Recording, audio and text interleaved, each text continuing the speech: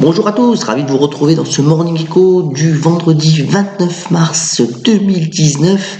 Et bien d'abord la photo du jour, c'est Lyft, donc le Uber pour le moment qui est américain on va dire, donc l'entreprise concurrente de Uber aux États-Unis, et bien qui a réussi son entrée en bourse puisque la société californienne va lever 2,2 milliards de dollars, la valorisant à plus de 25 milliards dans un contexte où finalement les bourses ont bien réagi hier, surtout aux États-Unis, et ce matin, vous voyez, la Chine reprend 3%. C'est dû essentiellement au fait que les négociations commerciales repartent entre les États-Unis et la Chine sans que véritablement maintenant on donne de délai. Alors normalement c'était le 1er mars, je vous rappelle, l'ultimatum de Donald Trump, et bien maintenant on parle de semaines voire de mois pour que ces négociations avancent bien.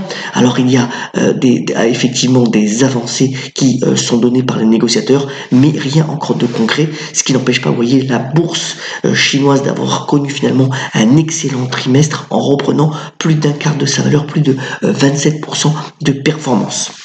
Alors, côté performance des grandes bourses, on pourrait parler aussi bien entendu des actions européennes qui ont largement repris aussi du galon tout au long de ces 3 derniers mois, mais en même temps, les données statistiques démontrent qu'il y a eu des sorties de fonds actions de l'ordre de 16 milliards d'euros pour ce seul trimestre, c'est-à-dire que encore une fois, les investisseurs boudent la zone malgré finalement un contexte où il y a eu quand même une reprise et de beaux résultats des compagnies européenne. Dans le même temps d'ailleurs, une statistique intéressante, c'est que sur le côté non coté, donc le capital investissement, rien qu'en France, il y a eu 19 milliards d'euros d'investissement sur l'année 2018. Donc voilà, les investisseurs semblent bouder finalement les actions cotées en bourse pour aller sur le non coté qui leur semble plus juteux et peut-être moins volatile.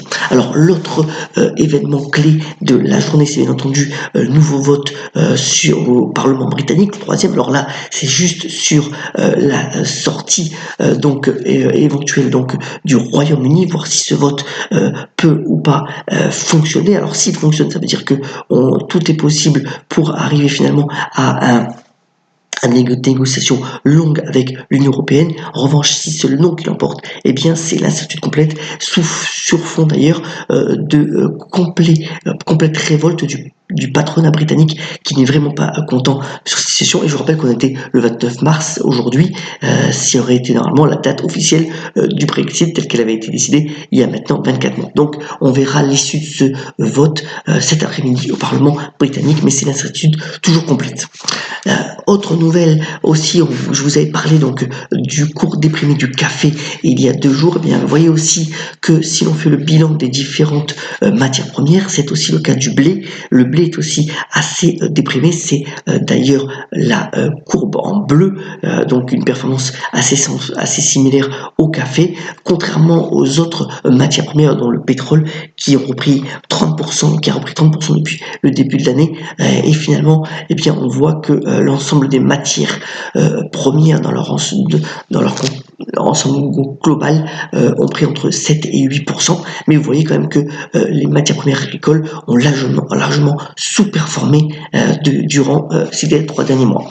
Venons-en maintenant au bref. Alors d'abord on a eu hier soir les résultats d'Altis. Alors on verra la réaction de l'action à la bourse à l'ouverture tout à l'heure, mais finalement alors le côté bon, c'est que SFR a récupéré l'ensemble des abonnés perdus lorsqu'il y a eu la fusion entre Altis et SFR en 2014. Le groupe repasse d'ailleurs devant Free en termes d'abonnés. Le côté plus négatif, c'est que bien évidemment, comme ces recrutements se sont faits à prix cassé, la rentabilité du groupe s'en fait sentir. L'endettement aussi baisse un petit peu, mais pas dans les proportions qui étaient attendues par les investisseurs. Donc voilà, soit on considère que le nombre d'abonnés c'est un pari sur l'avenir et cela va être salué en bourse, soit on considère que encore la rentabilité du groupe n'est pas au rendez-vous, et dans ces cas-là, le groupe sera sanctionné. On aura la réponse à l'ouverture tout à l'heure à la Bourse de Paris. Autre nouvelle aussi, donc c'est Coca-Cola qui reprend encore l'offensive. Alors, vous savez que Coca-Cola a repris notamment la marque Tropico sur laquelle il est en train de travailler. Et bien, d'ici peu, il va lancer donc Coca-Cola Energy. Donc, c'est une boisson énergisante à base d'ailleurs de guarana et non de taurine, comme c'est le cas de certains de ses concurrents comme Red Bull, bien connus. Donc voilà, une boisson. Alors, elle sera disponible avec sucre et sans sucre, avec pas mal de vitamine B, et l'argument marketing, c'est vraiment de dire un petit coup de fatigue, prenez Coca-Cola Energy et cela va vous rebooster. Donc vous voyez, encore Coca-Cola qui, après le lancement de Fusti, après le lancement de Smart Water dans donc l'eau gazeuse, eh bien lance ce Coca-Cola Energy. On verra si le succès est au rendez-vous.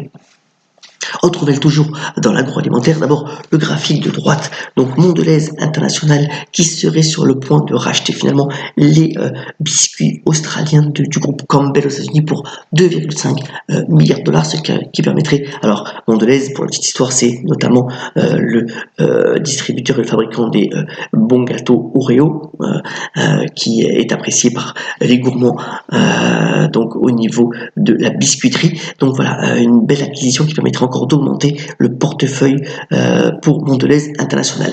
Et sur le graphique de gauche, eh bien, c'est Nestlé. Vous voyez que la performance boursière du géant suisse agroalimentaire a été assez ahurissante depuis les 3 derniers mois. Eh bien, deux nouvelles à mettre en avant. D'abord, l'éventuelle donc cession de la division donc de la santé de la peau, Skin Health, donc pour 10 milliards de dollars. Les négociations vont bon train pour que Nestlé se sépare de cette division. Et puis toujours, vous savez que Nestlé possède plus de 23% de L'Oréal.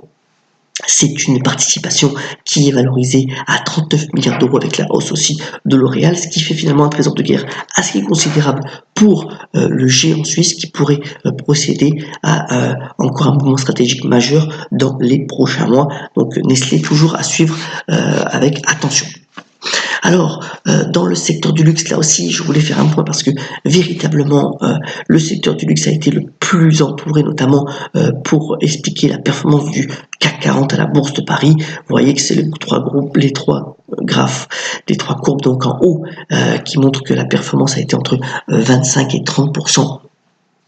Donc pour Hermès, Kering et LVMH tout au long de ce trimestre, contrairement d'ailleurs à, vous voyez, la courbe rangée, c'est Swatch qui a beaucoup moins marché. Alors c'est dû au positionnement, bien sûr, le fait que Swatch est plutôt des produits d'entrée de gamme, même s'ils ont des marques de montres de luxe, eh bien ça a été moins joué par les investisseurs. Et aussi une tendance lourde, c'est que finalement les groupes de luxe intégrés sont plus agiles par rapport aux réseaux sociaux, par rapport aux nouvelles tendances, par rapport aux innovations, alors que la joaillerie et les fabricants de montres sont peut-être moins enclins à innover et à être sur le devant de la scène.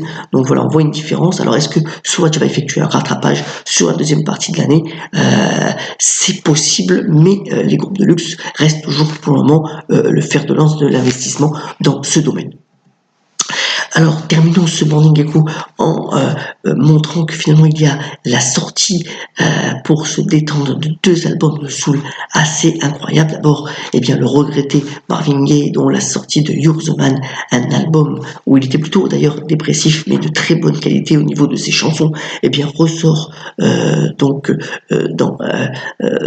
pour pouvoir l'écouter. Et puis, les albums aussi, les 4 albums studio de Curtis Mayfield dans les années entre 70 et 74, aussi un bel album de ces 2 géants de la soul qui ont eu finalement des problèmes, des problèmes de dépression, des problèmes au niveau de leur peut-être de leur comportement, mais qui ont permis de sortir finalement des albums de très haute qualité. Et voilà, si c'est une bonne occasion de pouvoir se détendre en les écoutant. En vous souhaitant donc une excellente journée, terminant ce Morning Echo par la citation du jour. Elle nous vient de Marcel Aimé qui a notamment déclaré: si la vérité ne sort pas du puits, c'est qu'elle a peur de se mouiller. Et soyons solidaires, ayons la pêche, soyons vifs, et à très bientôt sur Morning Echo.